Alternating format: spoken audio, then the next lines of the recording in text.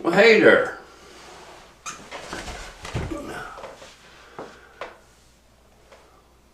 My name's Jim.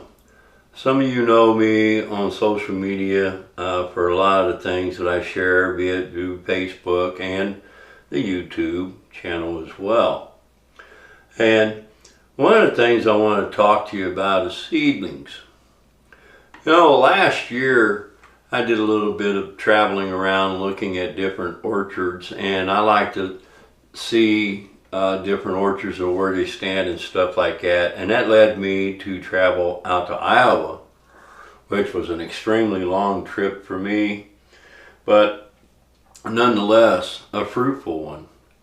When I went out to Iowa, I visited with Red Fern Farms, owned by Tom Wall.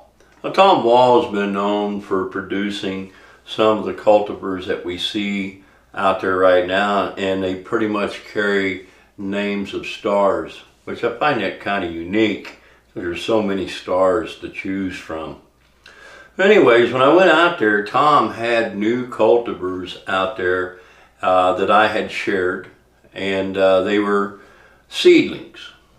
Mind you, all cultivars at one time came from seedling. They just, some are worthy of being cultivated, some we just let go to the wayside.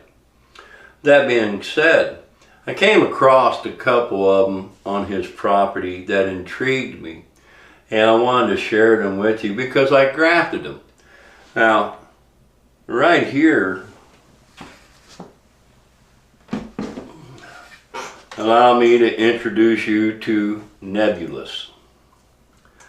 This one here was grafted on March 17th of this year. I brought some trees in and I went ahead and I grafted early. March 17th, we got a couple more weeks in which I'll be removing the band, otherwise we'll get to girdling, and we don't want that. And I can tell by looking at this graft right away, it was a cleft graft. I have another one in there. So this was a tree that caught my eye. And now, there's a number of things that I look at whenever I go to an orchard and I see a new seedling such as Nebulous. Number one, the form of the tree, how the tree looks, the foliage in the tree, the health of the tree, which Nebulous was a very good looking tree. Its leaves were of the average size, but the one thing that really caught my eye about Nebulous was large fruit. And normally when you come up on a lot of pawpaw seedlings, you see different sizes of fruit, anywhere from let's say 7 ounces and can reach as much as 12 ounces, and it's just various different size fruits within the tree. But I didn't see that with Nebulous. With Nebulous, what I saw was large fruit carried throughout the tree. And I harvested one of those fruits, in which, by the way, I saved a seed. I've been making my assessments on Nebulous. I made my initial assessment as to what I saw. And then when I brought the fruit home, I made my own personal assessment of the flavor of that fruit. And once again, what I saw. I looked at the seeds inside the fruit. The fruit seeds were not extremely long, but they were more compact and thicker. Kind of put me in mind of Susquehanna, which stands to reason. Nebulous is a cross between Susquehanna and Shenandoah. So it intrigued me, and it pretty much put me in mind of Susquehanna somewhat as far as flavor. So I decided to graft it. That's the next step into making my assessment. How well will the tree take to grafting? And from what I've already seen, it took very well to grafting. I grafted 2 of this one right here and 2 of the other one I'm going to show you, and all 4 grafts took. So we have a cultivar, or a possible new cultivar, which I would call a cultivar that's a graftable cultivar, and it fares well when it comes to grafting. And I'm really pleased with what I see right here, and I'm very excited. And another thing that I did do as far as to continue on with my personal assessment is seed. I saved all the seed out of that fruit, and that seed is kept separate and is tagged with color coding as to what pot that seed is in, and we'll see how well the tree does as far as germination of seed, in which some of those seedlings, if they germinate, will be grown out, and there's a reason behind that. And that being said, let me set this in here to the side. When I first found this tree, it was originally marked NWC, which meant northwest corner of the old orchard that he had. So we'll set this one here down and we'll talk about the next one.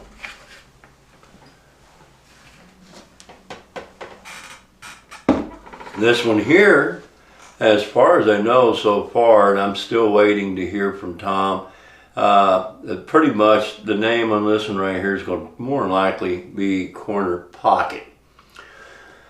Although it's a different name.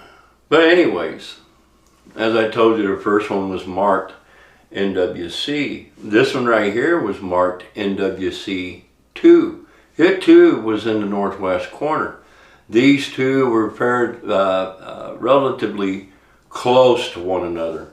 And the one thing I noticed about this one right here, it too carried large fruit. And like Nebulous, it took very well to graft because I did two of these. Now this one right here, this looking like it's a whip and tongue graft.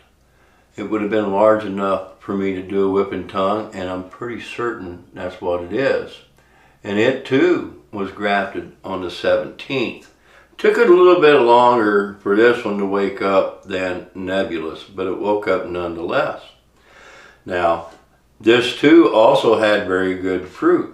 It also had fairly decent sized fruit, and it was uniform throughout the tree. Both trees carried fruit that was uniform throughout the tree. Anywhere from, I'm going to say 13 ounces and up. Probably an average of about 14 to 15 ounce fruit in both trees.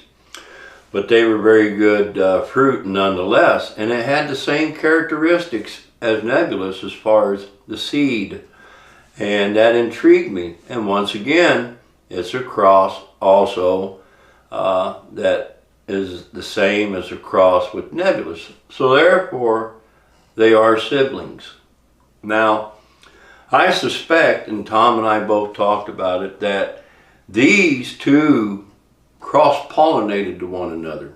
So we're going to see what we get out of that cross-pollination. And just like Nebulous, I saved seed from this one right here.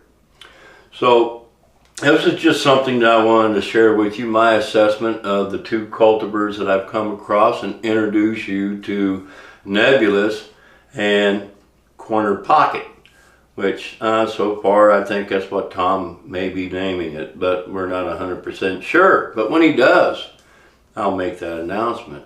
And which, by the way, while I'm talking about grafting a little bit, we do have a grafting workshop that's going to be happening on the 6th or 17th of May, excuse me.